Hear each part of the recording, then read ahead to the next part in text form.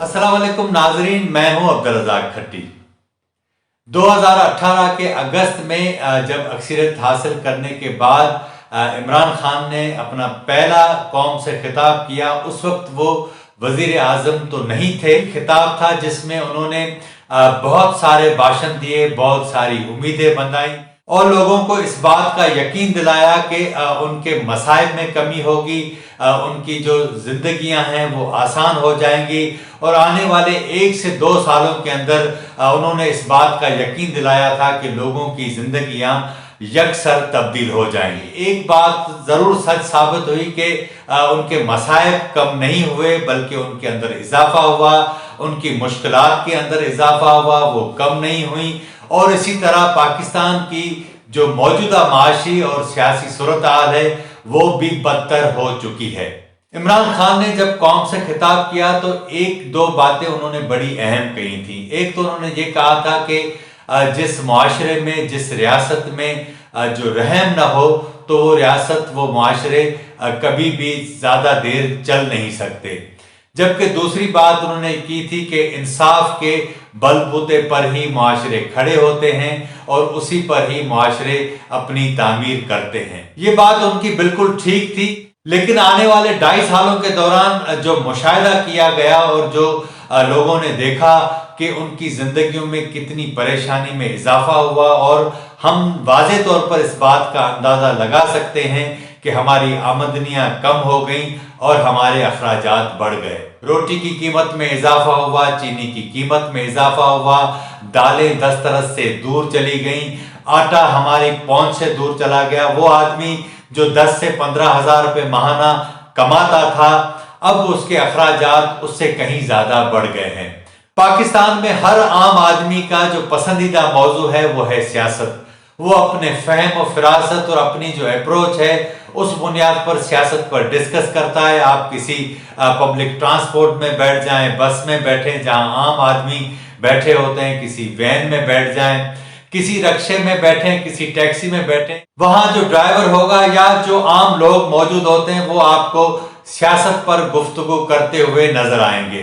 कि जब आपका सियासी निज़ाम आपको कुछ दे नहीं सकता तो लोग इसके ऊपर ही गुफ्तगू करते हैं, क्योंकि उस निज़ाम से उन लोगों को ये तवक्कात होती हैं कि उनकी हुकूमतें उनकी जिंदगियों में आसानी पैदा करेंगी, कि मसाइब कम होंगे। लेकिन इमरान खान ने जो उम्मीदें लोगों को दिलाई थी, नताइज उसके बिल्कुल बरअक्स हैं। इंतखाबात से पहले इस बात का वाज़ेह तासुर दिया जा रहा था कि इमरान खान न सिर्फ इलेक्शन में कामयाब होंगे बल्कि उन्हें 2/3 अक्सरियत मिलेगी।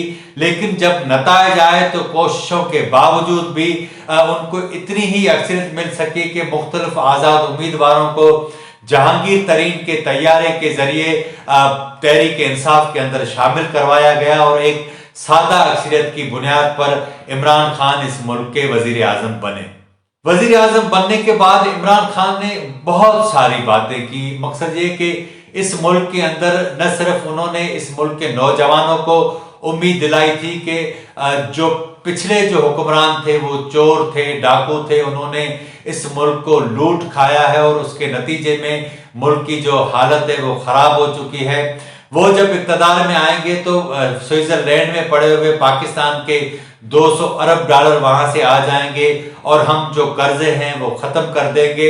मकसद कहने का ये कि इतनी सारी बातें की गई और इस अंदाज से की गई और इस अंदाज से लोगों को ये बावर कराया गया कि अच्छे खासे अहले दानिश लोग, पढ़े लिखे लोग और सियासी लोग इस बात पर यकीन करने लगे कि इमरान खान के आते ही इस मुल्क की काया पलट जाएगी। लेकिन हैरानगी की बात यह है कि जो वो समझ रहे थे कि काया पलट जाएगी, ऐसा तो नहीं हुआ, लेकिन काया पलटी जरूर, लेकिन एक दूसरे तरीके से पलटी। आज हमारा मौजू बुनियादी तौर पर यह है कि पाकिस्तान की जो ब्यूरोक्रेसी है जो इस पूरे सिस्टम को चलाती है, उस ब्यूरोक्रेसी के अंदर जो पाकिस्तान तहरीक इंसाफ की हुकूमत और खुद इमरान खान ने उसके साथ जो रवैया रवा रखा है, आज हम उस पर चंद मिसालें हैं उस पर बात करेंगे ताकि आपको इस बात का अंदाजा हो और उसके बाद ہم اس پر بھی بات کریں گے کہ یہ خرابی کہاں ہے اس ملک کے اندر کہ نظام آپ کا ٹھیک نہیں چلتا۔ آپ کو یاد ہوگا کہ اکتوبر میں سابق D G FIA Bashir Memon صاحب کا ایک انٹرویو متی اللہ جان کے یوٹیوب چینل پر چلا تھا۔ اس انٹرویو کے اندر بہت سارے انکشافات تھے اور انہوں نے عمران خان صاحب کی اس ایمانداری اور اس شفاف جو ذہنیت جس کی وہ دعوے داری کرتے ہیں اس کی کلئی کھول کر رکھ دی تھی۔ انہوں نے یہ بتایا تھا کہ کے الیکٹرک جو ابراج گروپ کی جو کمپنی ہے، جب اس کے حوالے سے انہوں نے تحقیقات کی تو بشیر میمن کو عمران خان صاحب نے اپنے دفتر بلا کر کہا کہ آپ کیوں اس کمپنی کو تباہ کرنے پر تلے ہوئے ہیں۔ بشیر میمن نے واضح کہا کہ پاکستان کی جو SSGCL گیس کمپنی ہے اس کے 70 ارب سے زائد جو ہے بقیہ ہیں اس کمپنی کے اوپر، وہ کے الیکٹرک گیس کمپنی کو ادا نہیں کر رہی اور اس وجہ سے گیس کمپنی جو ہے وہ ڈیفالٹ کرنے کی پوزیشن میں، لیکن عمران خان نے انہیں روک دیا۔ بشیر میمن نے یہ بھی انکشاف کیا تھا کہ مریم نواز پر دہشت گردی کا مقدمہ بنانے کے لیے عمران خان نے انہیں ہدایات دی، خواجہ آصف کے اوپر آرٹیکل 6 کے تحت غداری کا مقدمہ درج کرنے کی بھی ہدایت دی، مریم نواز کے شوہر کیپٹن صفدر کے اوپر بھی مقدمہ درج کرنے کی ہدایت کی، شاہد خاقان عباسی کے اوپر بھی مقدمہ درج کرنے کی ہدایت کی۔ ان سب ہدایات کے باوجود جب FIA نے تمام تحقیقات کی تو انہیں ایسا کوئی سراغ نہ مل سکا جن کی بنیاد پر ان لوگوں کے اوپر مقدمے درج ہوں، اور جب بشیر میمن نے ان ساری چیزوں سے انکار کیا، ان سارے احکامات پر آنکھیں بند کر کے عمل درآمد کرانے سے انکار کیا، تو بشیر میمن کے ساتھ یہ سلوک ہوا کہ انہیں ریٹائرمنٹ سے چند دن پہلے جبری رخصت پر بھیج دیا گیا۔ جب وہ ریٹائرڈ ہوئے تو ان کی پینشن روک دی گئی اور اس کے بعد انہیں مجبوراً اسلام آباد ہائی کورٹ جانا پڑا۔ وہاں جب آرڈر دیا اسلام آباد ہائی کورٹ نے کہ ان کی پینشن انہیں دے دی جائے، اور اس کے بعد بشیر میمن نے یہ انٹرویو دیا جس میں تمام چیزیں انہوں نے بیان کی، لیکن سرکاری سطح پر اس حوالے سے جو تردیدیں ہونی چاہیے تھیں وہ تردیدیں نہیں کی گئیں۔ یعنی آپ سمجھیں کہ بشیر میمن صاحب نے جو الزامات لگائے تھے وہ 100% درست تھے۔ بشیر میمن کے الزامات اپنی جگہ، لیکن نومبر میں ایک نیا اسکینڈل ساجد باجوہ کا سامنے آیا کہ FIA کے ایک اور ڈپٹی ڈائریکٹر ساجد باجوہ تھے، ان کو نوکری سے برطرف کر دیا گیا۔ ان کا قصور یہ تھا کہ چینی اسکینڈل میں انہوں نے یہ الزام لگایا اپنے ایک انٹرویو میں، انہوں نے کہا کہ وزیر اعظم عمران خان اور کابینہ کے دیگر لوگوں نے 400 ارب روپے چینی اسکینڈل میں مل مالکان کو دلوانے میں اہم کردار ادا کیا۔ یعنی جو چینی 70 روپے کلو تھی اس کی قیمت 115 روپے کلو ہو گئی۔ آپ اندازہ لگا لیں کہ 45 روپے فی کلو پر جو ہے وہ مل مالکان کو منافع ملا، اور یہ منافع کسی بھی ایسے ہی جو ہے وہ طریقے سے نہیں ملا تھا، ایک پورے سسٹم کو استعمال کیا گیا اور پوری سرکاری مشینری کو استعمال کیا گیا۔ جہانگیر ترین کے حوالے سے آپ کو یاد ہوگا کہ ان کا جب نام آیا تھا چینی اسکینڈل میں تو اس کے بعد وہ اچانک لندن چلے گئے، کہا گیا کہ وہ علاج کے لیے گئے ہیں۔ جب یہاں حالات بہتر ہو گئے تو وہ واپس بھی آ گئے، ابھی تک وہ پاکستان کے اندر موجود ہیں۔ ان کا نام اس اسکینڈل میں شامل تھا لیکن کہیں بھی کسی کو کچھ نہیں ہوا۔ اسی طرح خسرو بختیار جن کے بھائی کی شوگر مل تھی، ان کا نام تھا، ان کو بھی کچھ نہیں ہوا۔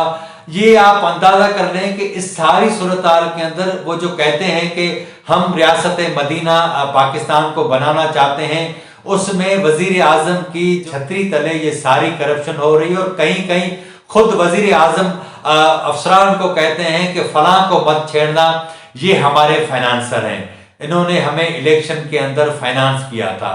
جب اب یہ سرکاری افسران ساری باتیں کھول رہے تو آپ اندازہ کر لیں کہ ایک کس طرح منتقم جو ہے وہ ان کا مزاج ہے ہمارے وزیر اعظم کا، اور کس طرح وہ جو کرپٹ ترین لوگ ہیں جو 400 ارب روپے اس ملک کے عوام کی جیبوں سے نکال لیتے ہیں، ان کو کچھ بھی نہیں ہوتا۔ آپ کو یاد ہوگا حال ہی میں شبر زیدی صاحب کا ایک انٹرویو آیا تھا. پہلے تو انہوں نے کوئی وہاں واٹس ایپ کے بزنس گروپ تھے, اس میں ایک کوئی نوٹ ڈالا تھا, جس کے بعد ہم نے دیکھا کہ ڈان نیوز پر ان کا انٹرویو آیا, جس میں انہوں نے ایک بات کہی کہ انہیں عمران خان اور آرمی چیف کی مکمل طور پر حمایت حاصل تھی, لیکن اس کے باوجود وہ پاکستان کے ٹیکس سسٹم کو درست نہیں کر سکے. شبر زیدی نے جو ساری صورتحال رکھی تھی, اس سے ایک بات واضح ہو چکی ہے کہ پاکستان کا یہ جو سسٹم ہے ٹیکس کا, جو شبر زیدی نے کہا کہ آرمی چیف کی اور عمران خان کی انہیں حمایت حاصل تھی, تو آپ اندازہ کر لیں اگر ہم تھوڑی دیر کے لیے اس بات کو سچ مان لیتے ہیں اور اگر ان کی حمایت حاصل تھی, تو اس کے باوجود ملک کی دو بڑی طاقتور شخصیات اگر کسی افسر کے یا کسی اہم ادارے کے سربراہ کے پیچھے کھڑی ہوں اور وہ کوئی نتیجہ رزلٹ نہ دے سکے, تو آپ اندازہ کر سکتے ہیں کہ ہم کہاں کھڑے ہیں. ہم کھڑے ادھر ہیں کہ جہاں عمران خان صاحب نے ہمیں کہا تھا اس ملک کے لوگوں کو کہ گھبرانا نہیں ہے. انہوں نے ہمیں یہ بھی کہا تھا کہ قومیں جو ہیں وہ بڑے نازک حالات سے گزر جاتی ہیں اور لیڈرشپ انہیں نکالتی ہے. لیکن بدقسمتی یہ ہے کہ جو لیڈرشپ آئی ہے, انہوں نے جو باتیں ہمیں بتائی تھیں, لیکن جب عمل کے میدان میں ہم نے ان کو دیکھا تو ہم نے بالکل ان کو الٹ پایا.